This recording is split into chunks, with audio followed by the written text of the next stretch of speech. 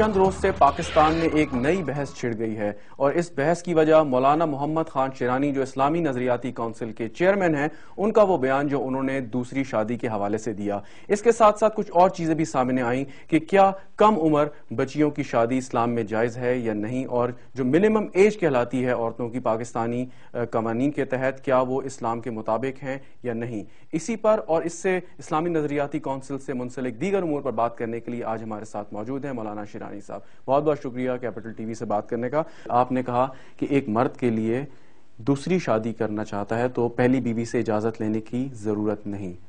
اس بات پر بہت سارے لوگوں نے آپ پہ تنقید کی، بہت سارے لوگوں نے آپ کو سپورٹ کیا۔ میں آپ سے یہ پوچھنا چاہوں گا کہ کن حالات میں دوسری شادی کی اجازت ہے یا وہ جائز ہے اسلام کے تحت؟ میرے خیال میں یہ جو مشکل پیدا ہوتا ہے یہ اسے پیدا ہوتا ہے کہ ہم ایک طرف لگ نہیں جاتے ہیں، یعنی جو اسلام یا مذہب کہتا ہے تنقید کا حق ہر ایک کو حاصل ہے، لیکن تنقید کے دائرے کے اندر اگر ان کو اس فیصلے پہ کسی کو بھی کوئی اعتراض ہے تو آرٹیکل 227 کا جو ایک شرطیہ ہے اس میں یہ ہے کہ قرآن و سنت کی ترجمانی ہر مسلک کے اپنے رائے کے مطابق ہوگی۔ تو مجھے اسلامی مسالک میں یا اسلامی مکاتب فکر میں کوئی بھی یہ بتائے کہ میں فلان مکتبہ فکر کا ہوں اور میرے فلان کتاب کا یہ کہنا ہے، پھر ٹھیک ہے۔ اگر وہ اسلام کو قبول کرتا ہے اور اسلام مانتا ہے تو پھر جو مسلم فقہ ہیں ہمارے ہاں موجود ہیں ان میں سے کسی بھی فقہ کا وہ بتائے کہ میں اس مکتبہ فکر کا ہوں اور فلاں کتاب کا حوالہ، پھر ٹھیک ہے۔ تو آپ نے جو یہ بیان دیا اور آپ نے جو اس پہ آپ کی ڈسکشن ہوئی، اب آپ نے جیسے بتایا کہ سال کے آخر تک یہ سفارشات آپ مکمل کر کے پارلیمان کو بھجوا دیں گے، تو یہ جو دوسری شادی کا آپ نے بیان دیا اس پہ تمام ممبران جتنے بھی فقہوں سے تعلق رکھتے ہیں سب متفق تھے؟ اس پہ ججز بھی متفق تھے کہ ایسی بات ہے، لیکن میرا سوال کچھ اور تھا آپ سے۔ میں نے یہ آپ سے سوال نہیں کیا کہ دوسری شادی کی اجازت ہے کہ نہیں، میں نے پوچھا تھا کن حالات میں دوسری شادی کی اجازت ہے؟ دیکھیں، دو قسم کے آج کے دنیا میں دو قسم کی سوچ ہیں۔ ایک سوچ یہ ہے کہ اللہ ہے اور میں اس کا مخلوق ہوں اور میں اس کے سامنے مسئول ہوں، یہ ایک ذہن ہے۔ ایک ذہن یہ ہے کہ نہ کوئی مسئولیت ہے، نہ کوئی اللہ ہے، نہ کوئی جواب دہی ہے، اور جنسی روابط کو صرف وہ لذت کا ذریعہ سمجھتے ہیں، چاہے مرد مرد سے لذت حاصل کرے، عورت عورت سے کرے یا مرد عورت سے کرے۔ ایسی جو ذہنیت ہے جو جنسی روابط کو صرف لذت کا ذریعہ سمجھتے ہیں۔ مولانا صاحب معذرت کے ساتھ میں آپ کی بات کاٹ رہا ہوں، میرا سوال ابھی تک جواب طلب ہے۔ میں نے آپ سے آپ کی بات یہ آپ کہہ رہے ہیں کہ جو مختلف بے رارویوں کا شکار ہو جاتے ہیں، شاید آپ کا اشارہ اس طرف ہے کہ دوسری شادی کر لینا مناسب ہے تاکہ انسان بے رارویوں میں نہ پڑے، کوئی اپنی بیوی کے ہوتے ہوئے کوئی دوسرا کسی عورت کے ساتھ تعلق قائم نہ کرے، تو بہتر ہے کہ وہ شادی کر لے۔ آپ یہ کہنا چاہ رہے ہیں؟ مطلب یہ ہے کہ شادی کرنا، اب ہم اگر یہ دیکھیں کہ اللہ جل جلالہ فرماتے ہیں فَانْكِحُوا مَا طَابَ لَكُمْ، تو اس آیت کو کوئی کیسے مخالفت کر سکتا ہے؟ وہاں پہ تو اس نے یہ نہیں کہا کہ آپ بیوی سے اجازت لیں۔ بیوی کی اجازت میں اگر آپ بیوی کی، خاتون کی اور اولاد کی اور خاوند کی تمام کی صحت کا اگر آپ خیال رکھیں گے تو جب بھی بیوی کو حمل ہوگا تو دوران حمل خاوند کا اس کی قربت مفید ہوگا، اولاد کے لیے مفید ہوگا، یا اس کی صحت کے لیے فائدہ مند ہوگا، یا پھر جب وہ اولاد جن لیتی ہے تو پھر دودھ پلاتی ہے، کیا دودھ پلاتے وقت خاوند کا بیوی کو قربت کرنا تو اس کے لیے، اس اولاد کے لیے وہ دودھ مفید ثابت ہوتا ہے؟ مطلب تو یہ آپ سائنسی بات بھی کر رہے ہیں ساتھ، اور اس کے ساتھ دین کو بھی آپ ڈسکس کر رہے ہیں، لیکن یہ تو ایک انتہائی اس عورت کے ساتھ اس کا استحصال نہیں ہے کہ ایک عورت آپ کے لیے ایک بچے کو جنم دے رہی ہے، 9 مہینے کی تکلیف کاٹ رہی ہے، آپ کے بچے کو پال رہی ہے، اور آپ اپنی جنسی لذت کی خاطر اس عورت کو چھوڑ کے دوسری عورت کے پاس جاتے ہیں کیونکہ وہ عورت کی کوئی جینون، کوئی اسلامی اور بالکل جائز مجبوری ہے؟ چھوڑ کے تو نہیں ہے، یعنی اس کی صحت کا خیال رکھتے ہوئے اگر میں اس کو سہولت دیتا ہوں، یعنی ایک مرد جو ہے یا کوئی خاتون 4 مہینے تو بغیر اس جنسی اختلاط کے تو اس کے لیے کوئی مسئلہ نہیں، 4 مہینے کے بعد اب اگر خاتون کو جب حمل ہوتا ہے وہ تقریباً جب چلتا ہے تو 3-3.5 سال وہ لیتا ہے، حمل بھی ہے، پھر دودھ پلانا بھی ہے، پھر وہ چھڑانا بھی ہے. تو یہ ایسا نہیں ہے کہ بیوی کے ساتھ کوئی ظلم یا زیادتی ہے، بلکہ بیوی کی صحت کا، اولاد کی صحت کا اور اپنی صحت کا. ٹھیک، میں آپ کی بات جہاں تک فالو کر پایا ہوں اس میں یہ کہ اگر ایسا حالات پیدا ہوں جیسے آپ نے حمل کی بات کی اور جو 3-3.5 سال کا آپ نے بات بتائی ہے کہ اس طریقے سے وہ شاید اپنی بیوی کے قریب نہ جا سکے، تو ان حالات میں اسلام اجازت دیتا ہے کہ وہ دوسری شادی کر لے. اور پھر یہ بھی ہے کہ آپ یہ بتائیں کہ جنگیں ہوتی ہیں. نہیں، پہلے اگر آپ برا نہ منائیں تو پہلے اس بات کا جواب دے دیں کہ اسلام اجازت دیتا ہے ان حالات میں کہ آپ شادی کر سکتے ہیں اگر بیوی کے 3.5 سال کا مسئلہ ہے تو؟ ظاہر بات ہے کہ اسلام اگر آپ کو اجازت دیتا ہے تو اس صورت میں دے گا کہ آپ کی کوئی ضرورت تو ہوگی، یعنی بلا وجہ تو آپ ویسے اسلام میں لذت اٹھانے کا کوئی تصور نہیں ہے. آپ نے جو بات کی لذت کی بات کی کہ اسلام میں اس کی کوئی گنجائش نہیں اور انسان کی ایک ذمہ داری ہے، لیکن میں آپ سے یہ پوچھنا چاہوں گا آپ ہی کے جواب سے، آپ نے جب کہا کہ جب عورت حاملہ ہوتی ہے، اس کا بچہ ہوتا ہے، اس کے بعد بچے کو دودھ پلاتی ہے تو 3-3.5 سال کا عرصہ آپ نے بتایا. اس 3-3.5 سال کے عرصے میں اگر مرد اس کو قربت میسر نہیں آتی اپنی زوجہ کی، اپنی بیوی کی، تو کیا چیز اسے مجبور کرتی ہے؟ یہ لذت ہی اسے مجبور نہیں کرتی کہ وہ دوسری عورت کے پاس جائے، شادی کرے؟ نہیں، وہ بات نہیں ہے. اصل بات یہ ہے کہ اللہ جل جلالہ فرماتے نساؤکم حرث لکم، خواتین تمہارے کاشتکاری کی جگہ ہیں، اور نبی صلی اللہ علیہ وسلم انسانی فصل کو بڑھانا پسند کرتا ہے. تو مولانا صاحب یہ جو آج کل ہم دیکھتے ہیں کہ فیملی پلاننگ کی جو کوئی مہمات چل رہی ہوتی ہیں اور لوگوں کو یہ بتایا جاتا ہے کہ آپ زیادہ بچے پیدا نہ کریں کیونکہ آبادی اتنی بڑھ گئی ہے ملک کی جس سے نقصان ہو رہا ہے، تو یہ سب کیا اسلام کی منافی باتیں ہیں؟ میرے خیال میں اگر آپ جن ممالک نے یہ فیملی پلاننگ کی ہے ذرا ان کے بھی تو تحریریں دیکھیں کہ انہوں نے اس کو کیسے سمجھا ہے اور ان کا نتیجہ ان کے پلے کیا پڑا ہے. لیکن ہمارے حکومت یا ہماری جو منسٹری ہے یا جو بھی کنسرن لوگ ہیں وہ تو خاندان کے خلاف بات نہیں کرتے، وہ تو کہتے ہیں کہ اگر آپ نے بچے پیدا کرنے ہیں تو 2 بچے پیدا کریں، فیملی چھوٹی رکھیں تاکہ آپ بھی اچھے طریقے سے ان کی پرورش کر سکیں. نہیں، آپ یہ بتائیں کہ جنہوں نے فیملی پلاننگ کی ہے، جنہوں نے شروع کیا ہے، اس سے ذرا تو پوچھیں. مطلب آپ کس کی طرف اشارہ ہے آپ کا؟ جو بھی ہیں، آپ بھی جانتے ہیں.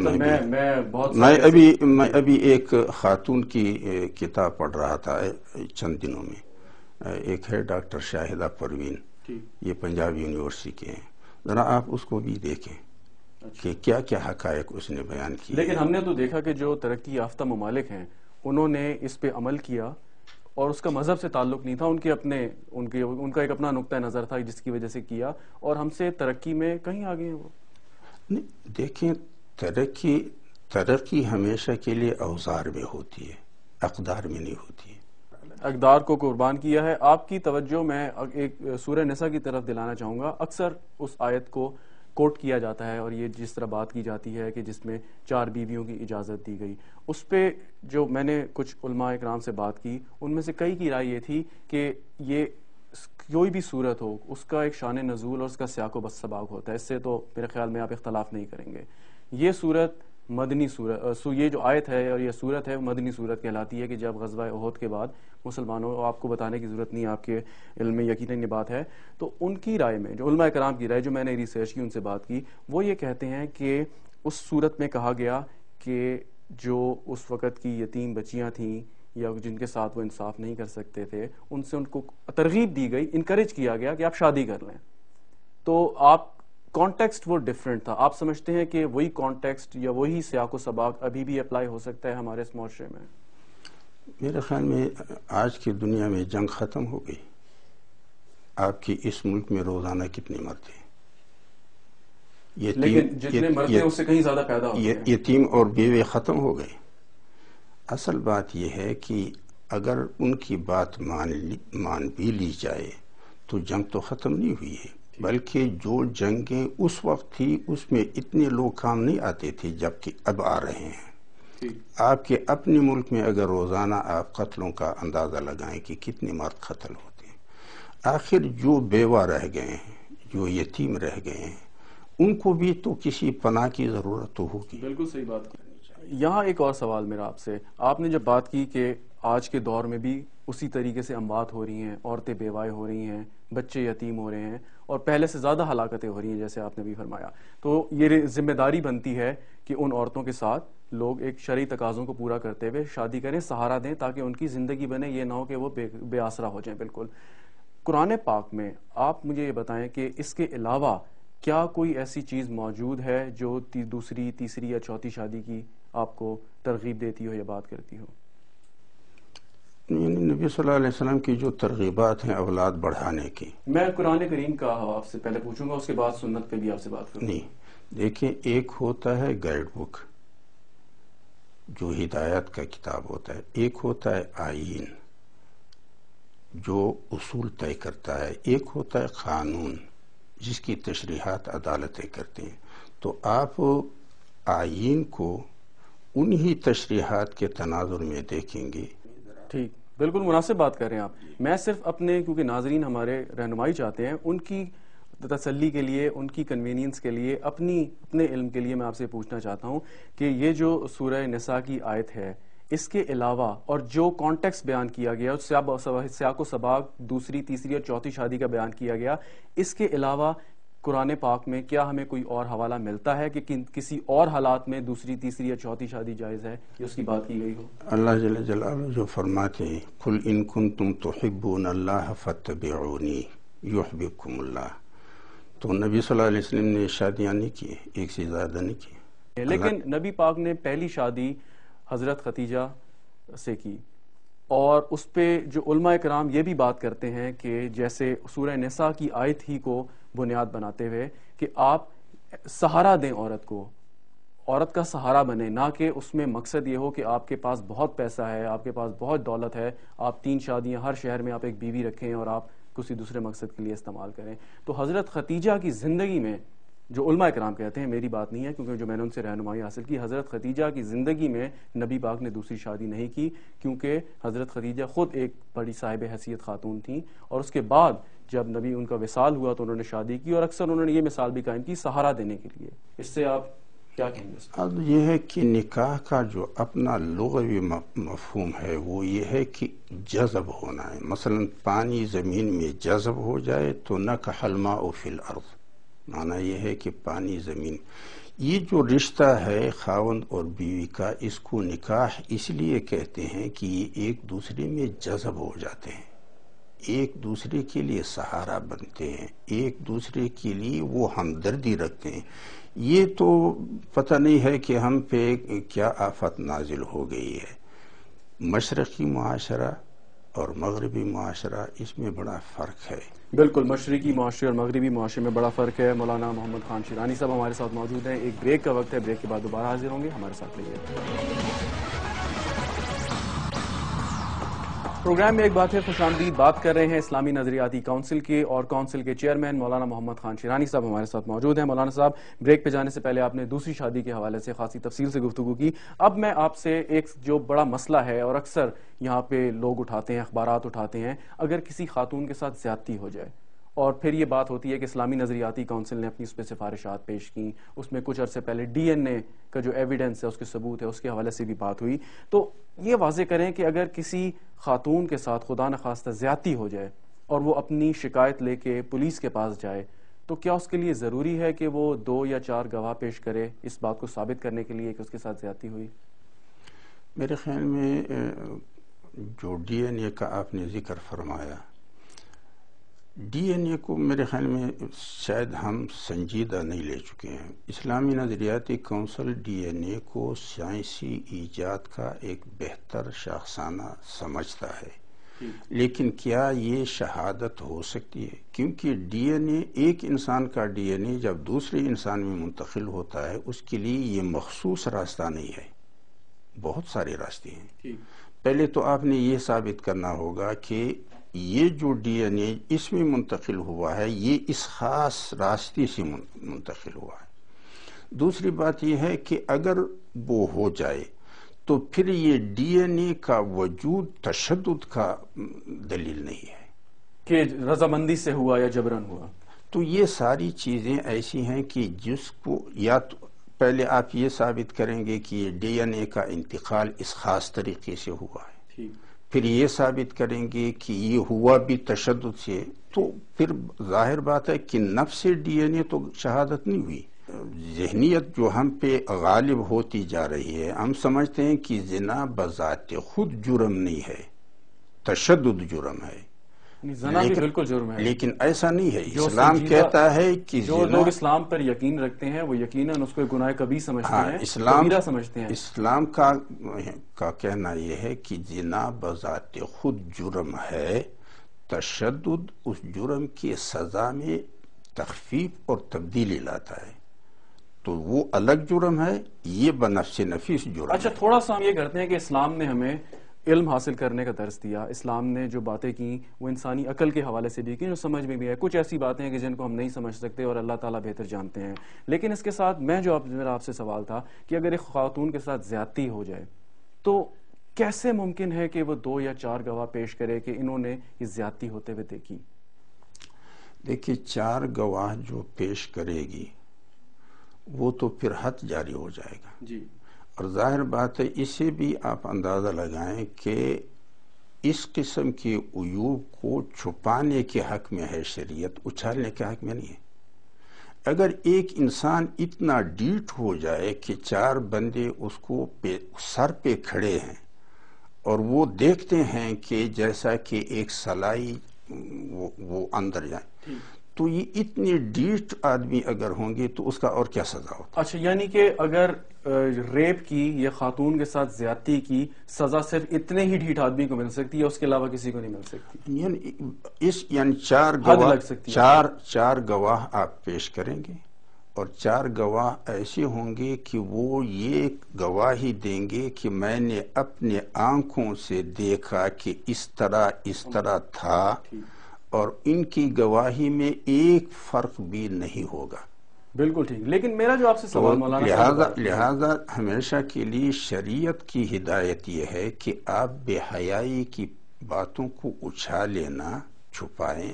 مولانا صاحب بڑی معذرت کے ساتھ، بے حیائی کی بات تو بالکل ہے، لیکن بے حیائی اس خاتون نے نہیں کی، اس کے ساتھ تو بہت بڑی زیادتی ہوئی، بعض اوقات میں اس کی پوری زندگی تباہ ہو جاتی ہے، یہاں پہ بعض اوقات معاشرہ اسے قبول کرنے سے انکار کر دیتا ہے۔ ایک خاتون جو اس قسم کے ٹراما سے گزری ہو، اس کو اگر ہم یہ کہہ دیں کہ بے حیائی کی باتوں کو چھپانا ہے تو کیا یہ جرم کی پردہ پوشی نہیں ہوگی؟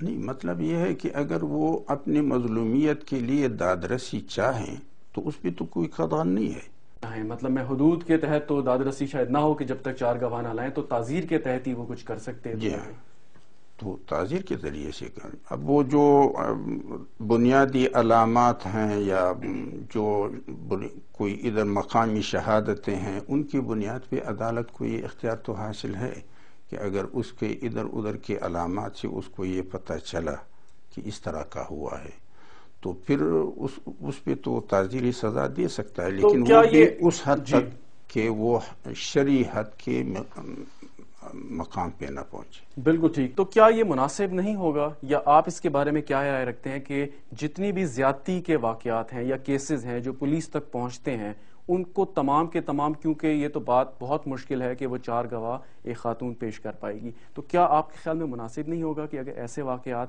تعزیر کے تحت ہی ان کو دیکھا جائے، نہ کہ حدود کے تحت؟ یہ تو میرے خیال میں جو حدود آرڈیننس نافذ ہوا تھا اس میں تعزیر اور حد دونوں موجود ہیں۔ بالکل ٹھیک۔ مولانا صاحب 2008 میں جب خالد مسعود صاحب اسلامی نظریاتی کونسل کے چیئرمین تھے تو ایک تجویز پیش کی، انہوں نے کہا کہ اگر کوئی عورت اپنا یہ کیس زیادتی کا کیس لے کے پولیس کے پاس جاتی ہے، ریاست کے پاس جاتی ہے، تو اس عورت کو شریک ملزم نہ سمجھا جائے بلکہ اس کو ایک کمپلیننٹ یا شکایت کنندہ سمجھا جائے اور اس کی اسی طریقے سے داد رسی کی جائے کہ جس نے اس نے کمپلینٹ کی. آپ سمجھتے ہیں کہ وہ جو آپ کی سفارش تھی وہ ابھی بھی ریکارڈ پہ موجود ہے اور آپ اس کو انڈورس کرتے ہیں؟ میری نظر سے تو گزرا نہیں ہے، لیکن اگر ہو ایسی تو میرے خیال میں اس میں کوئی تبدیلی نہیں آئی. آپ نے کچھ عمر کی بات کی کہ جب ایک لڑکی یا عورت ایک بلوغت کی عمر پہ پہنچتی ہے اور شادی کا سوال پیدا ہو جاتا ہے کہ شادی کی جائے یا نہ کی جائے، تو اس کے لیے جو پاکستان کے آئلی قوانین ہیں اور یا پاکستان میں جو قانون ہے اس میں جو منیمم ایج یا کم از کم جو ایک جو ایج رکھی گئی ہے، جو عمر کی حد رکھی گئی ہے، وہ 16 سال رکھی گئی ہے. لیکن اکثر ہمیں یہ آرگومنٹ سننے کو ملتا ہے کہ اس سے پہلے ہی لڑکیاں بالغ ہو جاتی ہیں اور ان کی شادی جائز ہے. تو لیکن اس کے ساتھ یہ بھی مسئلہ ہوتا ہے کہ جو کم عمری کی شادی ہے اس سے جو نقصانات ہوتے ہیں اس کا بھی آپ نے جائزہ لیا یہ تجویز دیتے ہوئے کہ یہ شادی کم عمری میں ہو سکتی ہے؟ اصل بات یہ ہے کہ 9 سال تک امکان ہے کہ خاتون میں بلوغت کے آثار نمایاں ہو جائے. اگر بلوغت کے آثار 9 سال میں نمایاں ہو، 9 سال سے پہلے شاید نہ ہو سکے لیکن 9 سال تک ممکن ہے.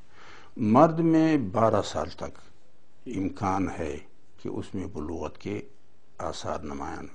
اگر بلوغت کے علامات اس میں پائے گئے، مثلا احتلام ہے، حیض ہے، حمل ہے، یہ جو بھی ہے، پھر تو وہ بالغ ہے.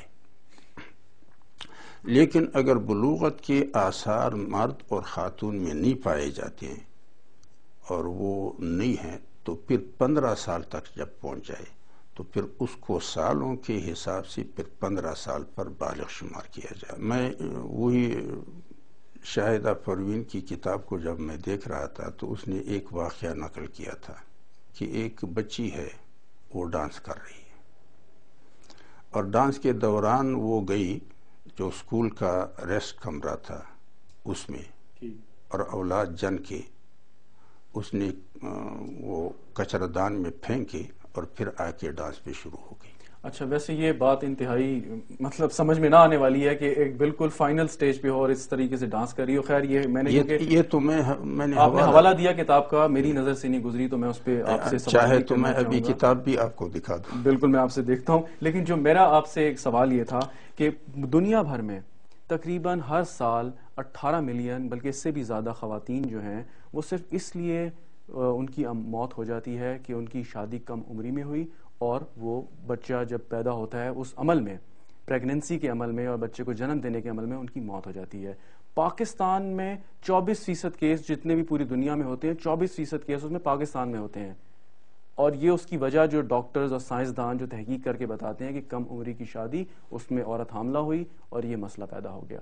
تو آپ نہیں سمجھتے کہ اگر ایسی سفارش آپ دیں گے لوگوں کو، اگر اس کی بات کی ترغیب دیں گے، معصوم جانیں ضائع ہوتی ہیں، اس کے ذمہ دار آپ کو بھی ٹھہرایا جا سکتا ہے؟ نہیں، اس میں میرے خیال میں اگر آپ پاکستان کا جو صحت کا نظم ہے اس کو بھی نظر انداز نہ کریں. کتنے لوگ ہیں جو اسپتالوں میں مر جاتے ہیں، وہ اس کو بھی آپ نظر انداز نہ کریں. یہ ساری باتیں آپ اسلام پہ نہ ڈالیں. نہیں، میں اسلام پہ نہیں ڈال رہا، لیکن جو تحقیق ہے دنیا بھر میں تحقیق خالی پاکستان میں اموات نہیں ہوتی، دنیا بھر میں ہوتی ہے، لیکن پاکستان میں بہت ہائی ریٹ ہے. لیکن وجہ یہ بتائی جاتی ہے، آپ کی بات درست ہے کہ میڈیکل فیسلٹیز بھی نہیں ہیں، نا تجربہ کار لوگ جو ہے وہ اس میں عمل میں جو ہے وہ ہیلپ کرتے ہیں یا دائیاں جیسے آپ کہہ لیں. لیکن پھر بھی یہ بات کہی جاتی ہے، سائنس نے ثابت کی ہے، کم عمری میں اگر عورت پریگننٹ ہوگی، بچے کو جنم دے گی تو اس کی زندگی کو شدید خطرات لاحق ہو سکتے ہیں. لیکن آپ یہ بتائیں کہ اگر شادی وہ نہ بھی کریں وہ اولاد کہاں جائے گی؟ شادی نہ کرے، دیکھیں اس کا تو پھر تعلق شادی سے نہ ہوا نا، یہ تو پھر آپ کے خاندان کی تربیت، آپ کا اسلام سے دوری، مذہب سے دوری، وہ آگے تو بہر عربی کی بات ہے، بالکل ڈیفرنٹ ہے. مطلب یہ ہے کہ آپ اس کو کیوں مجبور کرتے ہیں کہ وہ ناجائز کام بھی کریں اور اپنا صحت بھی خراب کریں؟ تو کیوں نہ آپ اس کے لیے ایک جائز راستہ. مولانا صاحب ہم کیوں اتنا ڈرتے ہیں اب کہ اس قسم کی بے روی، کیوں نہیں ہم ان کو اس چیز پہ باور کراتے کہ یہ تجربہ کیا ہے کہ یہ غلط ہے، یہ غلط ہے. میرا تجربہ یہ ہے کہ میرے گھر میں بیٹیاں ہیں اور ہم نے ان کی تربیت ایسے کی ہے، مجھے پورا اعتماد ہے کہ وہ کبھی ایسا کام نہیں کریں گی. یہ تو خاندان کی تربیت کی بات ہے، علماء کرام کا اس میں بڑا کردار ہے. بات نہ کریں. علماء کرام کا بہت بڑا کردار ہے، آپ کا کردار ہے، آپ کی ذمہ داری ہے کہ آپ جو لوگ ہیں ان کو اویئرنیس کریٹ کریں. آپ کی لوگ بات سنتے ہیں، آپ کی رسپیکٹ کرتے ہیں لوگ. تو ہم یہی تو اس کو راستہ بتاتے ہیں کہ شادی کر لیں. کہ بلوغ پہ جب بچہ یا بچی بلوغ پہ پہنچ جائے تو پھر اس کے اپنے جذبات ہوتے ہیں، تو پھر اس کو اپنا ایک جوڑا ملنا چاہیے تاکہ وہ اپنی جذبات کی تسکین اور ایک دوسرے کی آنکھوں کی ٹھنڈک بن جائیں. مولانا محمد خان شیرانی ہمارے ساتھ موجود ہیں. ایک وقفہ لینا ہے مجھے یہاں پہ، اس کے بعد دوبارہ حاضر ہوتے ہیں. ہمارے ساتھ رہیے گا. Welcome back to the program. ہمارے ساتھ آج موجود ہیں اسلامی نظریاتی کونسل کے چیئرمین مولانا محمد خان شیرانی صاحب. مولانا صاحب، تھوڑا سا آپ سے آئین کے حوالے سے جاننا چاہوں گا اور اسلامی نظریاتی کونسل کا جو مینڈیٹ ہے اس پہ میں آپ سے بات کرنا چاہوں گا. کچھ عرصے پہلے سینیٹر فرحت اللہ بابر جو پیپلز پارٹی کے سینیٹر ہیں اور آپ کے کولیگ ہیں سینٹ میں، انہوں نے ایک بیان دیا. انہوں نے کہا کہ اسلامی نظریاتی کونسل کو جب بنایا گیا تو اس کو 7 سال کا مینڈیٹ دیا کہ 7 سال کے اندر وہ اپنی فائنل رپورٹ پیش کرے کہ کون سے ایسے قوانین ہیں جو اسلام کے منافی ہیں یا اس سے کنفلکٹ کرتے ہیں. 80 میں یہ مینڈیٹ ختم ہو گیا. آپ کے خیال میں اب جواز بنتا ہے اس کونسل کا کہ آگے کام جاری رکھے؟ فائنل رپورٹ تو آپ نے دے دی. میں سمجھتا ہوں کہ آئین کا آرٹیکل 2 ہے اور آرٹیکل 2 کا تقاضا یہ ہے کہ اسلام پاکستان کا مملکتی مذہب ہے. مملکت کی تعریف آئین کے آرٹیکل 7 میں ہوتی ہے. مملکت ہر اس ادارے کو کہتے ہیں جس کو قانون سازی کا، جیسے کہ پارلیمنٹ اور صوبائی اسمبلیاں، یا پھر ٹیکس اور محصول چنگی لگانے کا اتھارٹی اس کو حاصل ہو، تو یہ مملکت ہے. اب وہاں 7 سے ہم آتے ہیں 2 الف پر. 2 الف کہتا ہے کہ قرارداد مقاصد یہ آئین کا مستقل حصہ ہے. قرارداد مقاصد کا معنی یہ ہے کہ اللہ حاکم مطلق ہے، مملکت کو اور پارلیمان کو اس کے مقررہ حدود کے اندر بطور نیابت اور خلافت قانون سازی اور حکمرانی کا اختیار حاصل ہے. اس اختیار یا اس خلافت کو وہ کس طرح استعمال کریں گے، اس کے لیے آرٹیکل 227 ہے. آرٹیکل 227 کے 2 حصے ہیں. ایک حصہ یہ ہے کہ جو جاری قوانین ہے. ٹھیک. ایک یہ بات بتائیں کہ جیسے آپ نے بات کی کہ اسلامی نظریاتی کونسل کا آئین جواز فراہم کرتا ہے کہ وہ آگے اپنا کام جاری رکھے، لیکن اس کے ساتھ اسلامی نظریاتی کونسل کی جو آپ کی سفارشات ہیں وہ پارلیمان اس پر عمل کرنے کی پابند ہے یا نہیں؟ یہ بڑی بحث ہوتی ہے اور کہا جاتا ہے کہ ایک ریکمنڈیٹری باڈی ہے، یعنی آپ سفارشات پیش کر سکتے ہیں، اب یہ پارلیمان کا کام ہے کہ وہ اسے قبول کرے یا نہ کرے. میں نے آپ سے گزارش کی کہ آرٹیکل 2 میں اسلام مملکتی مذہب ہے. آرٹیکل 7 میں مملکت کی تعریف موجود ہے. آرٹیکل 2 الف میں اس کا دائرہ خلافت اور نیابت کا موجود ہے. آرٹیکل 227 میں اس کی جو فرائض ہے اس کی وضاحت موجود ہے. اب یہ سارے آرٹیکل جو ہیں یہ تقاضا کرتے ہیں کہ حکومت ان سفارشات پہ قانون سازی کرے. اگر حکومت اپنے طور پہ بھی ایسا قانون بنانا چاہے جو بالکل اسلام کے مطابق ہو یا اسلام کی ترویج کے لیے کوئی قانون سازی کرنا چاہے، تو یہ ضروری نہیں ہے کہ وہ اسلامی نظریاتی کونسل سے رجوع کرے، وہ اپنے طور پر بھی اس قسم کی آئین سازی کر سکتی ہے. یعنی اسلام کے مطابق اگر وہ قانون سازی کرے تو اس میں تو کوئی اختلاف نہیں ہے.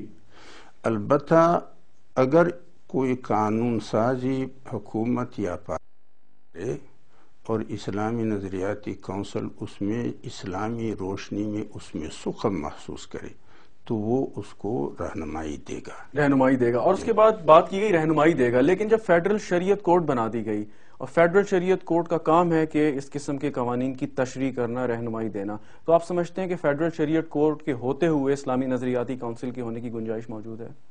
یہ دونوں آئین کے تقاضے ہیں، چاہے فیڈرل شریعت کوڈ ہو، چاہے اسلامی نظریاتی کونسل ہو، چاہے شریعت اپیلنٹ بینچ ہو سپریم کورٹ میں. یہ تمام کے تمام آئینی ادارے ہیں اور ان تمام اداروں کا اپنا اپنا فنکشن قانون میں آئین میں موجود ہے.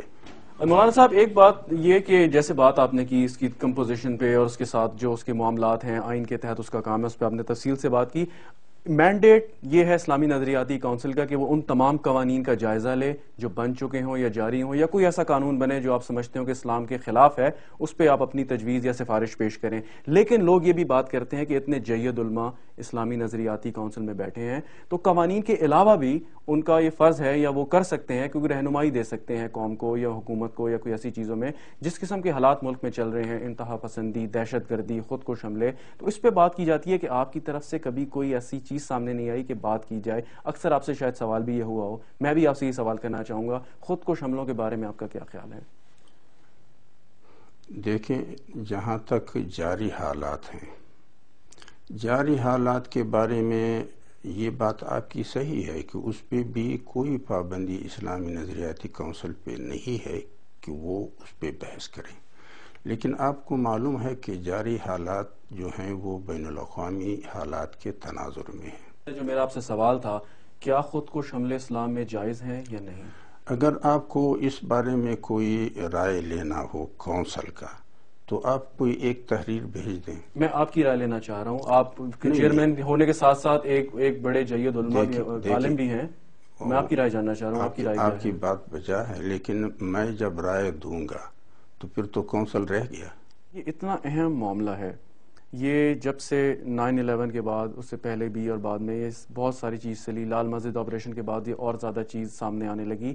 اس میں جیسے حکومت کی طرف سے بیان آتے ہیں اور یہ بات ثابت بھی ہوئی ہے کہ 50,000 لوگوں سے زیادہ اس جنگ میں جہاں بحق ہوئے، شہید ہوئے، جو مرضی آپ انہیں کہہ لیں۔